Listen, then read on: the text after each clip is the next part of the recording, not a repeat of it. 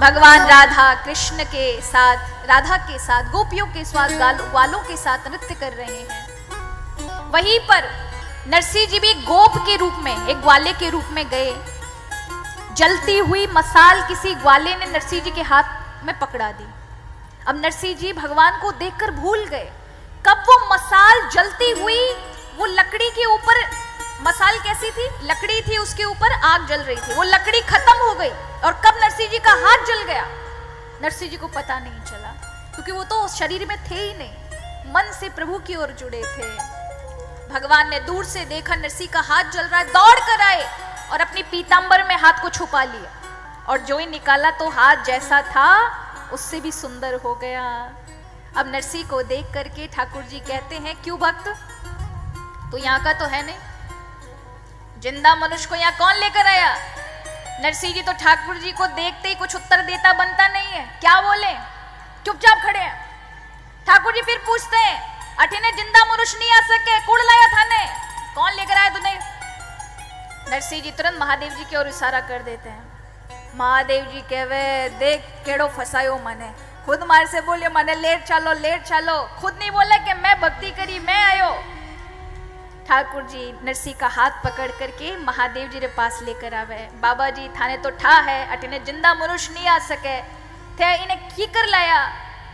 हमें महादेव जी कहवे, प्रभु मारी गलती नहीं है, थारो भगत मारो 5 से 7 दिन सेवा करी, मैं खुद बोलियो भाई कुछ मांग ले, बस एक ही बात मांगी, क्या मांगी, मोकू और कछु ना चाहिए, श्री राधा कृष्ण मिलइए, मोकू और कछु ना चाहिए, श्री राधा कृष्ण मिलइए। महादेव जी कहवे, अब बताओ थारे भगत ने था सुन्नी मिलाऊं तो ये तो काम बेकार हो जाएगी ना प्रभु, मारो तो काम ही है, जो उल्टे जा रहे होंगे उन्हें आपकी शरण में लेकर आना, अब जो खुद ही शरण में पड़ा उसको आपसे ना मिलवाऊं तो ये तो गलत हो जाएगा। अब ये आपका भक्त है, आप जानो और ये जाने, मैं तो चला।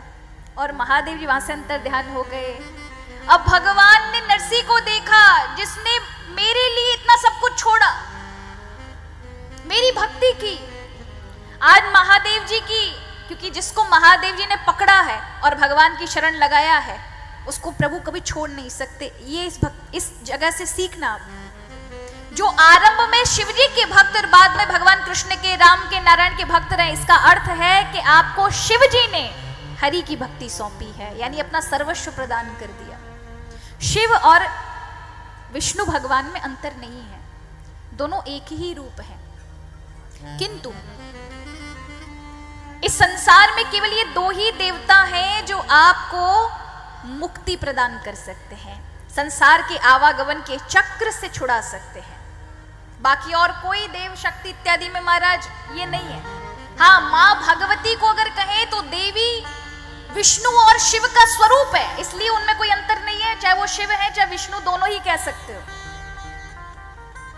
तो शिव और भगवान विष्णु, इन दोनों के अंदर संसार के आवागमन के चक्र से छुड़ाने की सामर्थ्य है। बाकी सब देवता आपको हर चीज प्रदान कर सकते हैं, सारी चीजें दे सकते हैं, पर उनके जीवन में निर्वाण मुक्ति नहीं है, मोक्ष नहीं है उन किसी के हाथ में। तो यहाँ भगवान नृत्य करते हैं नरसिंह के साथ, और अंत में नरसिंह को पैरों में घुंघरू पहनाते हैं, करताल देते हैं, तुलसी की माला पहनाते हैं, टोपी पहनाते हैं। देख, मैं तो थाने टोपी पहना दी। टोपी पहनाने मतलब ठग लेना, हम कहते ना उसको टोपी पहना दो, इसको टोपी पहना दी, इसका मतलब ठग लेना।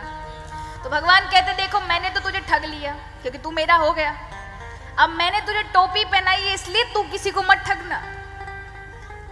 नरसिंह कहते, प्रभु ये जितने भी विकार हैं सब संसारियों के होते और मैं तो संसार से आ गया, अब मुझे क्या ही किसी को ठगना है। प्रभु कहते, नहीं नरसिंह, अभी तो तुम्हें फिर से संसार में जाना पड़ेगा, क्योंकि कर्म प्रारब्ध को मैं मिटाना नहीं चाहता। अगर तुमने उसे छोड़ा तो तुम्हें दोबारा से मृत्यु लोक जाना पड़ेगा, क्यों ना मैं इस कार्य के लिए तुम्हें भेज रहा हूं, तुम वो करके आओ और उसके बाद मेरे पास आओ। जूनागढ़ में क्या, गुजरात में भक्ति नहीं है, और उस समय एक बहुत बड़ा हमारा संप्रदाय चल रहा था जो भगवान हरि का द्रोही था, शिव भगवान का नाम लेकर के महासंप्रदाय नाम से एक बहुत बड़ा संप्रदाय उस समय बहुत अत्यधिक पाखंड में चल रहा था।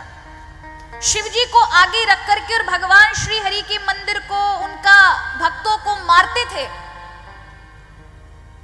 अगर कहीं कोई हरि भक्त तिलक और ये तिलक लगाते, कंठी पहनता हुआ मिल गया तो उसको मारते थे, उसे बोलते शिव को अपना, शिव को अपना। इस प्रकार का पाखंड था। उस पाखंड को मिटाने के लिए तुझे जाना पड़ेगा, इसलिए तू जा। और कहा कभी मेरी जरूरत पड़े तो ये केदारा राग है, तू जद भी गावेला मैं कद भी होसी, कठे भी होसी, थारे पासे आ जाओ। ये समझिए, हॉट नंबर दिया भगवान ने, हॉटलाइन वाला नंबर, पर्सनल नंबर। कोई व्यक्ति हो अपने ऑफिस का नंबर देता है, ये जो हम मंदिर इत्यादि जाते सब भगवान के ऑफिस नंबर है। नरसी ऐसा था जिसको भगवान ने अपना पर्सनल नंबर दिया। कोई आप अच्छे डॉक्टर के पास जाओ, डॉक्टर आपको देख करके बड़ा खुश हो जाए और वो ये कहे कि कोई बात नहीं, आप कभी भी मुझे कांटेक्ट कर लेना, ये लीजिए मेरा नंबर। वो आपका उदार भाव स्वभाव को देख करके उसने दे दिया, और आप हर खांसी जुकाम में उसको बार बार कॉल करो। बेटे को खांसी हो गई, अरे रात के 12 बजे, अरे डॉक्टर का नंबर है ना। इसलिए महाराज वो डॉक्टर भी कहाँ फंस गए। भगवान भी इसीलिए हम चतुर लोगों को नहीं देते अपना नंबर, क्योंकि पता है हर छोटी छोटी चीज में परेशान करेंगे, हर छोटी छोटी चीज। यहां नरसी को मिला, ऐसा राग दिया कि नरसी जब भी गाएंगे भगवान कहीं भी होंगे वहां आ जाएंगे। नरसी कहने लगे भगवान मुझे अपने से दूर मत करिए, पर प्रभु की आज्ञा, आखिरकार नरसी को जाना पड़ा। जाते समय दुनिया में वो रह सके, व्यवहार चला सके, इसलिए भगवान ने क्या किया, इतना अन्न और इतना धन दिया कि 21 पीढ़ी खावे तो भी खत्म नहीं हो। इतना अन्न और इतना धन भगवान ने दिया और एक मोटे चौक की हवेली दी। नरसिंह जी जैसे ही आंखें खुली तो अपने आप को पाया कि वो जूनागढ़ के बाजार के अंदर बैठे हैं। और जैसे ही उन्होंने देखा, पृथ्वी को चूमा, सिर से प्रणाम किया, उठे। भगवान ने इतना सारा धन साम्राज्य दिया है, उसमें प्रवेश करने से पहले जिसके कारण भगवान मिले हैं उनको तो जाकर प्रणाम कराऊं। अब आपको मैं पूछती हूं, किन के कारण भगवान मिले? भौजाई के कारण। कई बार बुरे लोग आ जाते हैं ना जीवन में महाराज, वो तकलीफ देते हैं ना, वो तकलीफ हमको बहुत आगे तक लेके जाती है। फिर कभी पीछे मुड़ के अपने भूतकाल को देखना, अगर वो लोग आपको दुख नहीं देते तो आज आप यहाँ हैं, वहां नहीं होते।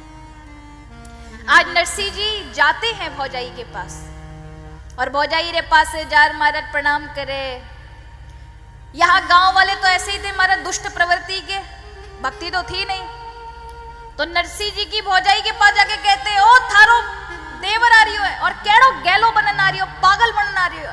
तुलसी री माला ने हाथ में झंझा मजीरा करताला टोपियां ने कई कई ले रही हो। हम मैं भौजाई कहवे देखूं उनरा नाटक, पता है कि ऐसे घर में नहीं रखे तो कम से कम बाबाजी बनन चलूं, तो उन्हें राखनो पड़ी। आंदो मैं घर में घुसने ही नहीं दूं। और महाराज भौजाई देहरी माते खड़ी हुईगी घर के बाहर। जैसे ही नरसिंह के प्रणाम करे, भौजाई जी प्रणाम, थारे वास्ते माने भगवान में। घर के अंदर नहीं घुसना, नाटक करना आ रही है कि ऐसे तो घुसाएंगे नहीं, चलो बाबा जी बनन जाऊं, इज्जत ने दाग लगा दूं, तो एन वास्ते मैं घर में नहीं घुसो, निकल जा मारे घर सू। नरसिंह जी कहवे, भौजाई जी थारे घर रे वास्ते नहीं आया, मैं तो थाने प्रणाम करने वास्ते आया हूं, थारे कारण माने भगवान मिल गया। अब मैं भौजाई कहवे मंगल बृहस्पति सोमवार सारा व्रत करूं, माने अज तक नहीं मिलियो। थाने चौराहे में खड़ा भगवान था जो मिल गया, कटे थारो भगवान। अब नरसिंह जी को लड़ना तो नहीं था, प्रणाम करके वहां से लौट गए। और सबसे अच्छी आदत है महाराज, लड़ने वालों के सामने कभी भिड़िए मत, निकल जाइए। अगर आप लड़ने बैठो तो लड़ने के लिए प्रारब्ध के बस खड़े ही हैं, आपका कार्य है। अगर आपके स्वाभिमान को जब तक ठेस ना पहुंचे, हमेशा हट जाना चाहिए वहां से, नर्म होके निकल जाइए, इसमें भलाई है। बजाय आप अपने मन को दुखाएं, उससे लड़ें, क्योंकि आप 4 बोलेंगे वो 8 सुनाएगा, और आप 8 पर आएंगे वो 16 पर, और वो कैसा हो जाएगा? वो सुरसा की तरह हो जाएगा, आप हनुमान जी बन जाएंगे।